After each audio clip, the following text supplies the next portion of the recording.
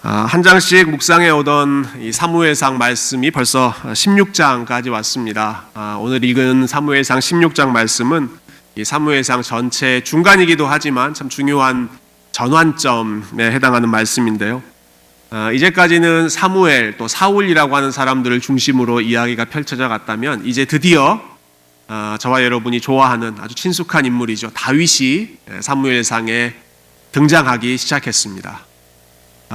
참 많이 기다렸습니다. 다윗 이야기 하고 싶었는데 드디어 이제 다윗 이야기를 시작할 수 있게 됐네요. 여러분 15장 말씀, 지난주에 읽었던 말씀 기억하실 것입니다. 그 15장의 사건이 사무엘과 사울 사이에 있었던 마지막 만남이었습니다. 그날의 만남 이후로 사무엘은 각각 자기 집으로 갔고 사울도 자기 집으로 돌아갔습니다. 그리고는 이러한 구절이 나옵니다. 사무엘은 죽는 날까지 사울을 다시 가서 보지 아니하였더라. 두 사람 사이의 만남이 그때가 마지막이었다라고 하는 것이죠. 그렇게 서로 책망하고 훈계한 후에 각자 자기의 집으로 돌아갔는데요. 사울을 떠난 사무엘의 마음이 마냥 편하지는 않았던 것 같습니다. 아마 사울을 향해서 가졌던 사무엘의 마음은 일종의 애증 관계였죠. 한편으로는 사랑하면서 또 한편으로는 안타까워하고 실망하는 마음이었죠. 여러분, 사울이라고 하는 왕은 사무엘이 직접 기름을 부어서 세운 이스라엘의 첫 번째 왕입니다. 그리고 사무엘이 사울을 기름 부은 후에 앞으로 네가 왕으로 잘 사역해라 라고 하는 기대감을 가지고 어떻게 왕이 되어야 할 것인지 교육하고 훈련하는 일도 사무엘이 직접 했습니다. 그러니까 자기가 세운 왕, 또 자기가 훈련시킨 왕이었으니 얼마나 기대감이 컸겠습니까? 또 다른 한편으로는 그 왕이, 사울이 다른 길로 하나님을 점점 멀리 떠나가게 되었을 때 이 사무엘의 마음이 또 얼마나 실망감이 컸겠습니까? 그래서 15장 앞에 장 마지막 절 35절에 보면 이런 기록이 있습니다. 사무엘이 사울을 위하여 슬퍼했다. 사무엘이 사울을 위하여 슬퍼했다. 떠나고 나서 사울에 대해서 굉장히 슬퍼한 것이죠. 생각해보면 왜 이렇게 사무엘이 이 상황에서 슬퍼하고 있었을까? 한 가지 이유는 저는 사무엘이 지금 후계자 문제로 실망한 것이 이번이 처음이 아니었다라고 하는 사실을 생각해보고 싶습니다. 여러분, 사무엘이 처음에 자기가 사사직에서 물러나면서 누구를 후계자로 세웠습니까? 자기의 두 아들을 후계자로 세웠습니다. 그런데 그들이 함량 미달이었죠. 그래서 백성들이 아니요, 그 사람들을 거절했습니다. 사울의 두 아들들을 거절했죠. 그러고 나서 세운 왕이 이제 첫 번째 왕 사울이었는데 이번에는 백성들이 아니라 하나님께서 사울 왕을 거절하셨습니다. 걔 안 되겠다, 순종하지 않는다라고 거절하신 것이죠. 이렇게 두 차례 거듭된 실패, 자기의 손으로 세웠던 지도자들이 다 낙마하는 그러한 상황들을 보면서 한편으로는 그 실수하고 있는 지도자들에 대한 안타까운 마음도 있었을 것이고, 또 다른 한편으로는 그들을 세우고 선택하고 훈련했던 자기 자신에 대한 어떠한 자책감, 또 사무엘은 하나님을 신뢰하고 하나님의 주권을 믿었던 사람이기 때문에 하나님에 대한 좀 야속한 마음도 함께 있지 않았을까 합니다. 그래서 사무엘이 이러한 모든 상황 가운데 깊이 슬퍼하고 있었던 것이죠. 그렇지만 사무엘이 슬픔과 실망감에 사로잡혀서 아무것도 못하고 주저앉아 있는 그 상황 속에서 하나님은 새로운 일을 시작하고 계셨습니다. 이것이 오늘 1절 말씀 내용이죠. 1절 말씀 제가 한번 읽어보겠습니다. 여호와께서 사무엘에게 이르시되 내가 이미 사울을 버려 이스라엘 왕이 되지 못하게 하였거늘 네가 그를 위하여 언제까지 슬퍼하겠느냐? 너는 뿔에 기름을 채워가지고 가라. 내가 너를 베들레헴 사람 이새에게로 보내리니 이는 내가 그의 아들 중에서 한 왕을 보았느니라 하시는지라. 아마도 꽤 오랜 기간 동안에 사무엘이 슬픔 가운데 있었던 것 같아요. 그래서 하나님께서 직접적으로 물으시죠. 야, 사무엘, 너 언제까지 그렇게 슬퍼하고만 있을 거냐? 얼마나 오랜 기간 그렇게 낙심해 있었는지 하나님께서 단도직입적으로 물으시는 거죠. 너 언제까지 그렇게 슬퍼할 거냐? 일어나라. 오늘 우리 찬양대가 You raise me up, 아주 혹시 이 본문인 줄 알고 부르셨습니까? 사무엘, 너 그 쓰러져 있는 그 상태로 슬퍼한 가운데로 머물러 있지 말고 일어나라. 일어나서 내가 너에게 가라고 하는 곳으로 다시 가라. 내가 이새라고 하는 사람의 아들들 중에서 한 왕을 보았느니라.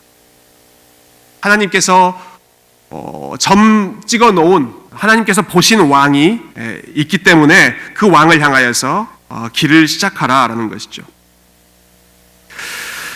이게 하나님께서 내가 한 왕을 보았느니라 라고 말씀하시는데요, 이 보았다라고 하는 동사가 오늘 본문에서 가장 중요한 단어 중에 하나입니다. 여러분, 하나님께서 한 사람을 지금 보셨습니다.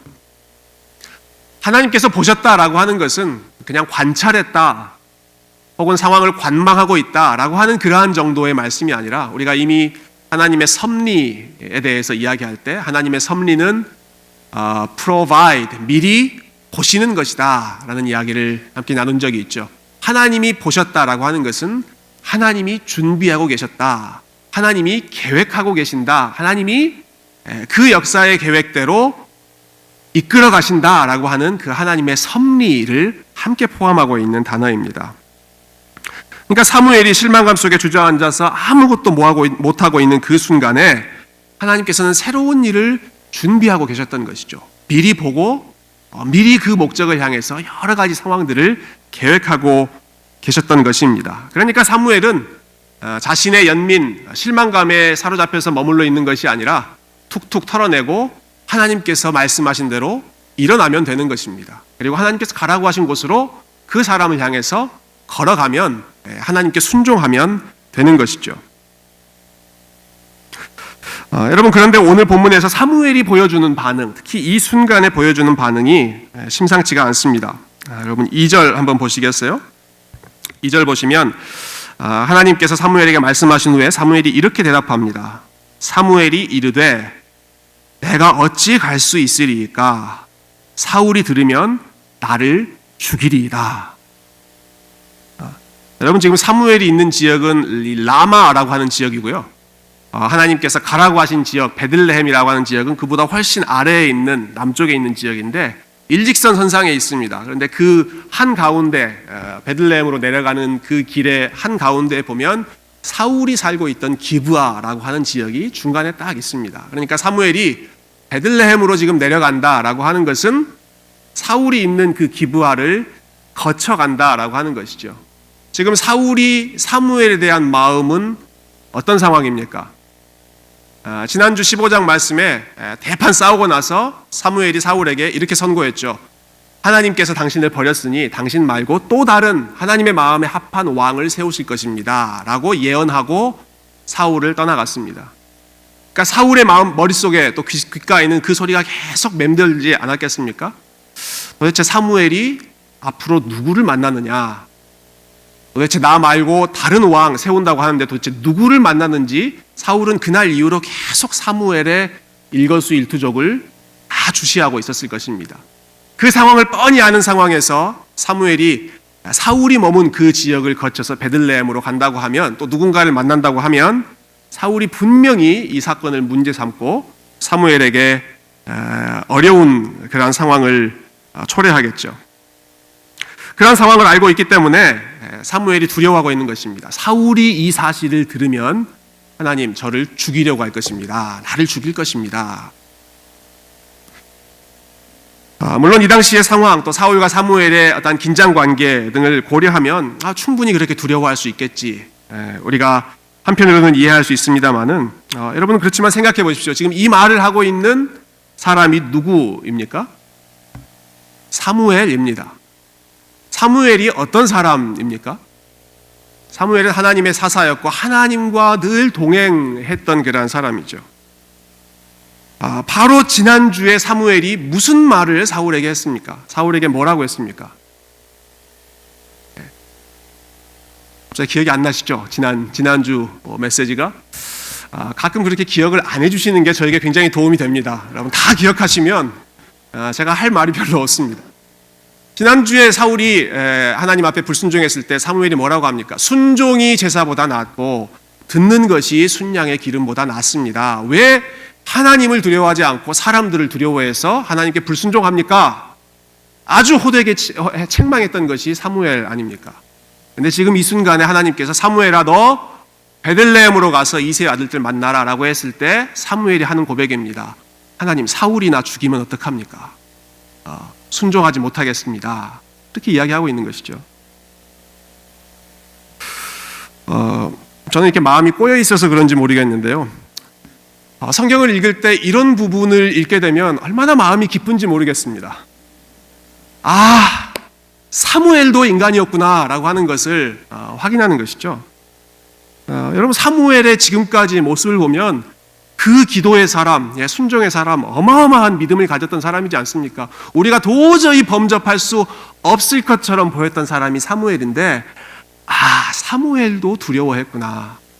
사무엘도 하나님 말씀하실 때 곧바로 순종하기가 어려웠구나. 그도 역시 우리와 똑같은 성정을 가진 인간이었구나 라고 하는 것이죠. 저는 오늘 본문에서 보여주는 이 사무엘의 모습이 평소 사무엘과는 다른 모습이었을 거라고 생각하지 않습니다. 원래는 이 모습이 사무엘의 본 모습입니다.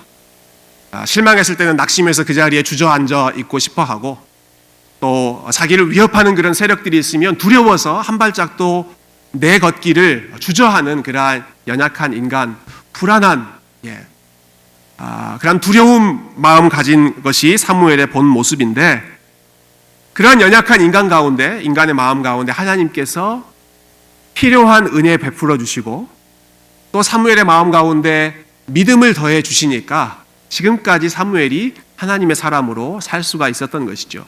그가 가지고 있었던 그 자신의 어떠한 자질, 담대함 때문에 사사로 살 수 있었던 것이 아니라 원래 사무엘의 모습은 이러한 모습인데 하나님께서 필요한 은혜를 주셔서 붙들어 주시니까 지난 시간 동안에 사사로 하나님의 쓰임 받음을 하나님께로부터 쓰임 받을 수가 있었다라고 하는 것이죠.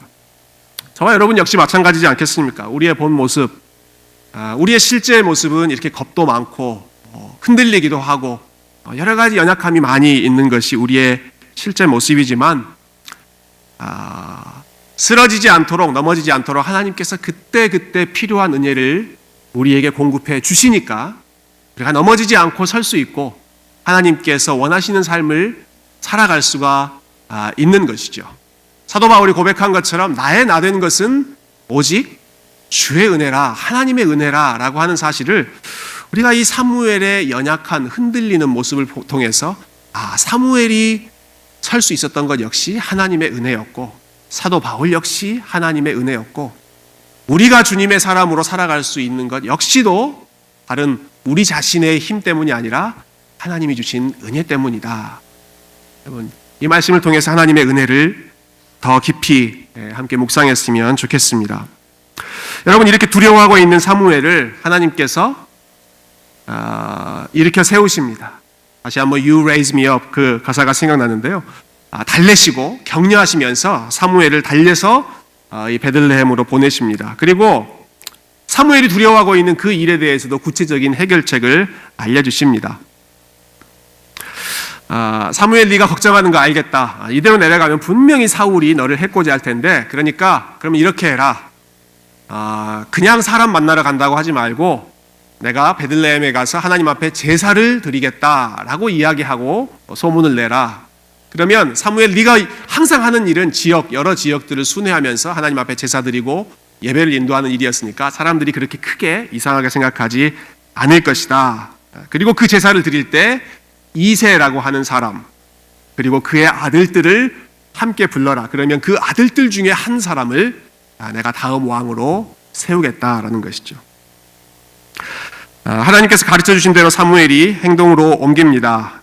4절 말씀 보시면 그 다음에 상황이 전개되고 있죠. 사무엘이 여호와의 말씀대로 행하여 베들레헴에 이름에 성읍 장로들이 떨며 그를 영접하여 이르되 평강을 위하여 오시나이까.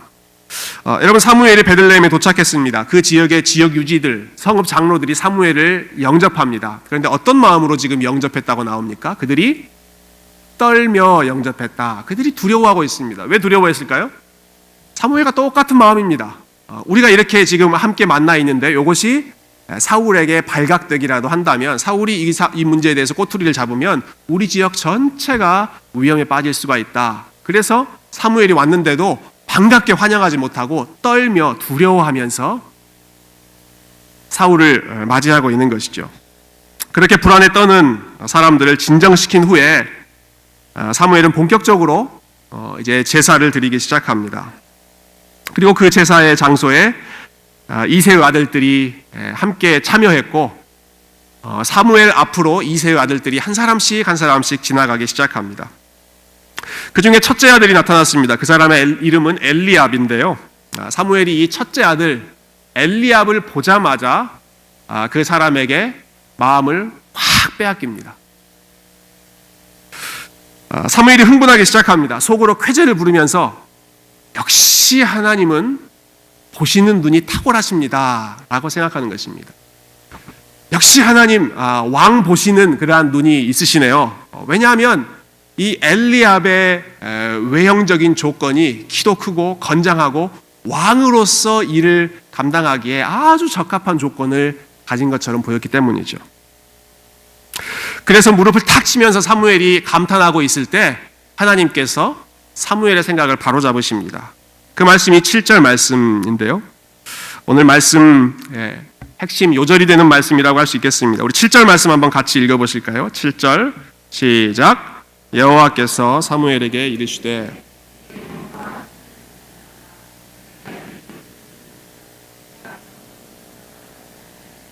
사람은 외모를 보거니와 나 여호와는 중심을 보느니라 하시더라. 이 말씀에 비추어 보면 사무엘이 그러면 뭘 봤던 것입니까? 엘리압의 용모와 키와 아주 외형적인 좋은 조건을 봤던 것이죠. 이 엘리압의 모습은 사실 하나님으로부터 버림받은 사울의 모습과 흡사한 모습입니다. 그러니까 사무엘이 지금까지 그토록 사울이 아무리 좋은 조건을 가지고 있지만 하나님 앞에 순종하지 않은 그러한 불순종한 교만한 모습을 보였음에도 불구하고 여전히 사무엘의 눈은 사울과 비슷한 조건에 혹하고 있는 것이죠. 사무엘의 또 한 번의 어떤 인간적인 모습, 연약한 모습을 보인다고 할까요? 하지만 하나님께서 사무엘에게 말씀하십니다. 사람은 외모를 보거니와 환경을 보거니와 겉에 좋은 조건을 보겠지만 나 여호와는 중심을 보느니라. 이 말은 사무엘, 네가 보는 것, 사람들이 보는 것과 내가 보는 것은 다르다라고 하는 말씀입니다. 우리의 눈에 좋게 보이는 사람 혹은 우리의 눈에 좋게 보이는 상황, 현실, 그렇다고 해서 하나님께서도 좋게 보신다, 그렇지 않죠. 반대의 경우도 마찬가지입니다. 우리의 눈에 좋게 보이지 않은 상황 혹은 연약해 보이는 사람, 별로 기대할 것이 없는 그런 상황이라고 하더라도 하나님이 보시는 것은 우리가 보는 것과 다르기 때문에 하나님은 그 상황에서 좋은 것, 기대할 만한 것들을 하나님은 보시는 분이십니다. 우리가 보는 것과 하나님이 보시는 것이 이만큼 크게 차이가 있다는 것이죠. 이 말씀은 선지자 이사야에게 주셨던 그 하나님의 말씀, 이사야를 통해서 하나님이 어떤 분이신지를 선포하셨던 그 말씀과 잘 연결됩니다. 여호와의 말씀에 내 생각은 너희 생각과 다르며 내 길은 너희 길과 달라서 하늘이 땅보다 높음같이 내 길은 너희 길보다 높으며 내 생각은 너희 생각보다 높으니라. 너희가 보고 있는 것, 너희가 생각하는 것과 내가 보고 있는 것, 내가 생각하고 있는 것, 너희가 길이라고 생각하고 있는 그러한 상황과 내가 봤을 때 좋은 길이라고 하는 것 같지 않다. 너희의 생각을 접고 내가 정해놓은 방법을 너희는 택하라. 하나님의 인간을 훨씬 뛰어넘는 그 초월성, 하나님의 탁월한 지혜를 말씀하고 계시는 것이죠. 여러분, 오늘 본문의 나머지 내용들을 통해서 이 하나님의 눈과 사람의 눈이 얼마나 차이가 있는지를 우리 한번 확인해 보았으면 좋겠습니다. 처음 아들 엘리압에게 하나님께서 엘리압을 버리셨다라고 말씀하시죠. 그 다음에 둘째 아들, 셋째 아들, 마지막 이새가 준비해온 7번째 아들까지 사무엘을 다 지나갔음에도 불구하고 하나님께서 그 중에 어느 누구에게도 이 사람이다라고 말씀하지를 않으셨습니다. 사무엘에게 확답을 주시지 않으셨습니다. 그러자 사무엘이 의아하다는 듯이 이새에게 질문하죠. 당신이 데리고 온 이 7명이 전부입니까? 라고 물어보죠. 이 7명이 전부입니까? 그제서야 이새가 사실을 이야기합니다. 여러분 11절 말씀 우리 마지막으로 한번 더 읽어보겠습니다. 시작. 또 사무엘이 이새에게 이르되 네 아들들이 다 여기 있느냐? 이새가 이르되 아직 막내가 남았는데 그는 양을 지키나이다. 사무엘이 이새에게 이르되 사람을 보내어 그를 데려오라. 그가 여기 오기까지는 우리가 식사 자리에 앉지 아니하겠노라. 이새에게 아들이 한 명 더 있었죠. 막내 아들이 있었습니다. 그런데 이 아들은 사무엘과 함께 식사하는 자리에 초대받지를 못했습니다. 여러분 사무엘과 함께 식사한다라고 하는 것은 그 당시에 엄청난 사건입니다. 우리 가족이 이스라엘의 이 레전드라고 할 수 있는 이스라엘의 지도자인 이 사무엘과 함께 식사를 한다. 이건 어마어마한 일입니다. 그런데 그 자리에 초대받지 못한 아들이 있었던 것이죠. 다윗 너는 사무엘 만나는 자리에 오지 말고 너는 밖에 나가서 양치고 있어라. 다윗만 따로 제외해 놓고 자기 혼자 나머지 아들이 다 함께 가고 있는 것이죠. 이 순간에 다윗이 바깥에서 양을 치고 있었다라고 하는 사실은요, 그가 이 집에서 어떠한 위치에 있었는지를 단적으로 보여주는 것이죠. 사무엘이 이새를 초대할 때 당신의 아들들 다 거룩하게 구별해서 데리고 오십시오라고 분명하게 지시를 내렸습니다. 그런데도 다윗을 데리고 가지 않았다라고 하는 것은 다윗은 거기에 데려갈 만큼 깜이 되는 사람이 아니다, 그렇게 생각하고 일부러 제외를 시켜 놓은 것이죠. 막내 아들 다윗을 쏙 빼놓고 갔던 것입니다. 사실 다윗이 이렇게 막내였는데 그 자리에 함께 가지 못했다라고 하는 사실이 좀 잘 이해가 안 되는 상황입니다. 여러분 가정에서 보통 막내는 어떤 대우를 받고 있습니까? 사랑과 귀여움을 독차지하는 게 일반적으로 막내의 특권 아니던가요? 제 아내가 우리 교회 어떤 자매님이랑 같이 이야기한 다음에 저한테 와서는 자기가 새로운 소원이 하나 생겼다고 이야기하더라고요. 자기에게 소원이 하나 있는데, 물론 우리가 믿는 사람이기 때문에 뭐 환생, 다시 태어나는 거 이런 거 믿지 않습니다만은, 다시 태어난다면 우리 집 막내 민유리로 태어나고 싶다. 이게 제 아내의 소원입니다. 다시 태어나면 막내로 태어나고 싶다. 왜 그럴까요? 부모의 사랑 독차지합니다. 그 가정의 중심입니다. 막내가 형, 누나 아주 쩔쩔맵니다. 그 한 사람에게 모든 것을 맞춰서 하고 있는 것이 오늘날 우리가 일반적으로 생각하는 막내의 모습이죠. 그렇지만 다윗이 막내였다라고 하는 오늘 본문에서의 그 상황은 사랑과 관심을 받는 위치가 아닙니다. 가장 연약하고 가장 홀대받는 위치가 다윗이 막내로서 받았던 상황입니다. 모두가 함께 참석한 중요한 자리에 혼자 제외되어서 쓸쓸하게 양이나 돌보고 있는 것이 막내로서 다윗이 겪어야 했던 현실인 것이죠. 여러분, 그런데 정말 놀라운 사실이 있습니다. 그것은 아무도 지금 다윗에게 주목하지 않고, 심지어는 그의 아버지라고 할 수 있는 이새조차도 이 중요한 자리에 다윗을 데리고 가지 않는, 누구도 주목하지 않고 있던 그 다윗을 하나님은 보고 계셨다라는 것이죠. 하나님은 주목하고 계셨습니다. 내가 봤다, 내가 한 왕을 보았다. 하나님께서 보셨던 그 사람은 광야에서 조용하게 양치고 있었던 다윗이었습니다. 사람이 보는 것과 하나님이 보시는 것이 얼마나 큰 차이가 있는지 참 놀랍지 않습니까? 여러분, 인간적으로 본다면 광야에 혼자 있다라고 하는 것은 사람들의 시선이 머물지 않는 외롭고 쓸쓸한 장소였습니다. 하지만 다윗은 그 광야에서 혼자 있지 않았습니다. 하나님과 함께 있었습니다. 하나님이 그 광야에서 양치고 있는 다윗과 함께 계셨고, 그의 일거수일투족, 그의 마음의 중심을 보고 계셨던 것이죠. 여러분, 다윗이 훗날 골리앗과 싸우려고 나갈 때 사람들이 다윗을 막 만류합니다. 네가 어떻게 저 큰 골리앗과 싸우겠느냐. 그때 다윗이 사람들에게 들려주는 이야기가 자기가 광야에서 어떻게 살았는지 그 이야기를 들려줍니다. 이렇게 이야기하죠.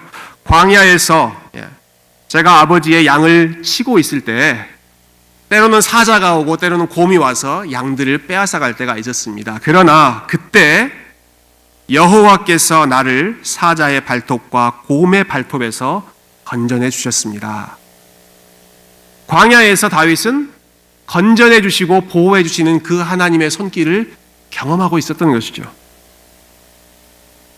목자로 살아가면서 다윗이 가장 크게 배운 사실은 하나님께서 이와 같이 내 삶에도 목자가 되어주신다라고 하는 사실이었습니다. 그렇기 때문에 그 광야에서의 경험이 다윗으로 하여금 기독교 역사상 가장 아름다운 찬양 시편 23편을 고백할 수 있도록 만들어주지 않았습니까? 여호와는 나의 목자시니 내게 부족함이 없으리로다. 그가 나를 푸른 초장에 누이시며 쉴 만한 물가로 인도하시는도다. 심지어 내가 사망의 음침한 골짜기로 다닐지라도 해를 두려워하지 않을 것은 주께서 나와 함께 하심이라. 주의 지팡이와 막대기가 나를 안위하시나이다. 아무도 보지 않고 아무도 관심 갖지 않던 그 광야, 사망의 음침한 골짜기와 같은 그곳에서 다윗은 주님과 함께 있었던 것이죠. 목자 되신 주님과 그분의 보호하심을 받으면서 하나님을 만나고 있었던 것입니다.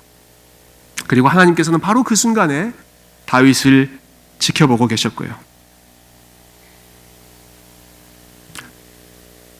그 누구도 주목하지 않던 소년 다윗을 하나님께서 주목하고 계셨고, 이제 그 다윗을 사무엘이 준비한 그 잔치 자리로 초대하십니다. 사무엘이 이새에게 명령하죠. 당장 사람을 보내서 광야에 있는 당신의 막내 아들 다윗을 불러오십시오. 데려오십시오. 그러면서 사무엘이 이렇게 말합니다. 그가 여기 오기 전에는 우리가 식사 자리에 앉지 않겠습니다. 다윗이 오기 전에는 아무도 밥 먹지 말고 자기 자리에 앉지 말고 다윗이 올 때까지 기다려야 된다라는 것이죠. 저희가 지난주에도 결혼식이 있었고요. 또 오늘도 우리 청년부 커플이 결혼식이 있습니다만 여러분 그런 경험 잘 아실 겁니다. 결혼식을 마치고 피로연을 하게 되면 사람들이 다 모이죠. 하객들이 다 모입니다. 결혼식 끝나면 좀 배가 고픈 상태죠. 음식들도 다 준비되어 있습니다. 그렇지만 그 누구도 그 음식을 먹을 수가 없습니다. 언제까지 못 먹습니까? 신랑과 신부가 그 자리에 들어오기까지 아무도 못 먹습니다. 신랑과 신부가 그 자리에 와서 자기에게 준비된 그 자리에 앉을 때야 비로소 모든 하객들이 음식을 먹을 수가 있는 것이죠. 왜냐하면 그 잔치의 주인공은 신랑과 신부이기 때문이죠. 사무엘이 말합니다. 다윗이 오기 전까지는 아무도 먹을 수 없습니다. 그 말은 무슨 말입니까? 이 잔치의 주인공은 다윗입니다 라고 하는 것이죠. 이 잔치의 주인공은 엘리압 당신도 아니고 이새 당신도 아니고 이 잔치의 주인공은 광야에 있는 저 다윗입니다. 저 다윗이 와야 우리가 밥을 먹겠습니다 라고 하는 것이죠. 자, 다윗이 양을 치던 일을 멈추고 급하게 집으로 돌아왔습니다. 어쩌면 그 도착한 다윗의 모습은 행색이 굉장히 초라했을지 모릅니다. 아마 그랬을 것입니다. 양치다 왔으니까 뭐 씻기라도 제대로 했겠습니까? 다른 형제들은 다 번듯한 옷을 입고 왔겠지만 다윗은 허름한 옷차림에 혹은 동물들과 같이 있다 왔기 때문에 냄새나는 그러한 상황으로 왔을지 모릅니다. 그러나 그 다윗이 들어왔을 때 사무엘이 이 다윗에게 기름을 붓습니다. 13절의 말씀 보면 사무엘이 다윗에게 기름을 붓되 그의 형제 중에서 기름을 부었다라고 합니다. 영어 성경에 보니까 in the presence of his brothers, 그의 형들이 있는 가운데, 그의 형들이 지켜보고 있는 가운데 사무엘이 다윗에게 기름을 붓고 네가 가장 존귀한 자, 하나님이 택하신 자다라고 인정해 주시는 것이죠. 여러분, 아들이었음에도 불구하고 초대받지도 못했던 다윗을 하나님께서 그 잔치의 주인공으로, 그리고 하나님의 마음에 합한 앞으로 하나님께서 사용해 주실 그 하나님의 리더로 세워주시는, 가장 낮은 자를 가장 존귀한 위치로 높여주시는 이러한 놀라운 역전, 우리 하나님께서 자주 하시는 방식이죠. 사무엘상에 계속 나오는, 우리가 사무엘상 처음 읽을 때 한나가 했던 기도, 하나님은 가난한 자를 그 빈궁한 자리에서 들어서 오히려 높은 자들을 부끄럽게 하시는 분이시다. 낮은 자를 들어 높여주시는 그 하나님의 역사가 이 다윗의 삶에 오늘 너무나도 분명하게 나와 있는 것입니다. 사랑하는 세교회 성도 여러분, 오늘 저희가 다윗의 모습, 또 하나님께서 이 다윗을 택하시는 모습을 함께 읽었습니다. 오늘 설교의 제목은 중심을 보시는 하나님이십니다. 우리가 아까 함께 읽었던 말씀처럼 사람은 외모를 보고, 사람은 환경을 보고, 사람은 자기 눈에 좋은 것 보지만 하나님은 사람들이 보는 것이 아니라 하나님의 마음에 합한 사람을 보고 계셨습니다. 여러분, 제 아무리 많은 사람들이 좋아하고 인정하고 많은 사람들로부터 주목을 받는다라고 하더라도 하나님께서 주목하시지 않고 하나님께서 함께 하시지 않으면 그 사람에게는 아무런 소망이 없습니다. 여러분, 인정하십니까? 네. 아무리 많은 사람들이 인정하고 칭찬하고 그 사람을 추앙한다고 하더라도 하나님께서 지켜보시지 않으면, 하나님의 눈이 거기에 함께 있지 않으면 그 사람에게는 소망이 없는 것입니다. 그러나 반면에 아무리 사람들이 그 사람에 대해서 주목하지 않고 있고, 그 사람이 많은 사람들이 모여 있는 곳이 아니라 광야 외로운 쓸쓸한 곳에 홀로 있다 하더라도 하나님께서 그 사람을 지켜보고 계시면 그 사람은 모든 것을 소유하고 있는 사람입니다. 하나님은 외모가 아니라 중심을 보셨습니다. 가장 사랑받고 인정받아야 할 가정에서 심지어는 아버지조차도 인정하지 않았던, 그래서 모든 가족들이 함께 모여있던 즐거움의 자리로부터도 소외되어 있던 그 다윗, 홀로 광야에 떨어져 있었던 그 다윗을 하나님께서는 주목하고 계셨고 다윗과 함께 계셨습니다. 그리고 가장 작은 자였던 다윗을 가장 높은 자로 세워주셨습니다. 오늘 말씀에 나오는 두 사람의 삶을 저희가 함께 기억하면 좋겠습니다. 처음에는 사무엘의 이야기, 나중에는 다윗의 이야기. 여러분, 하나님께서는 자신의 삶이 실패했다, 두 번이나 엄청난 실패했다, 그 자리에 머물러서 슬퍼하고만 있는 사무엘의 삶도 일으켜서 새로운 일을 시작하게 하셨습니다. 사람들이 주목하지 않고 사람들로부터 멀리 떨어져 혼자 광야에 있던 다윗의 삶도 하나님은 회복하여 주셨습니다. 나이가 많은 사무엘이거나 나이가 어린 다윗이거나, 여러분, 모든 사람에게 필요한 것은 하나님의 은혜, 하나님의 도우심, 하나님의 지혜, 하나님의 함께하심, 하나님의 임재하심입니다.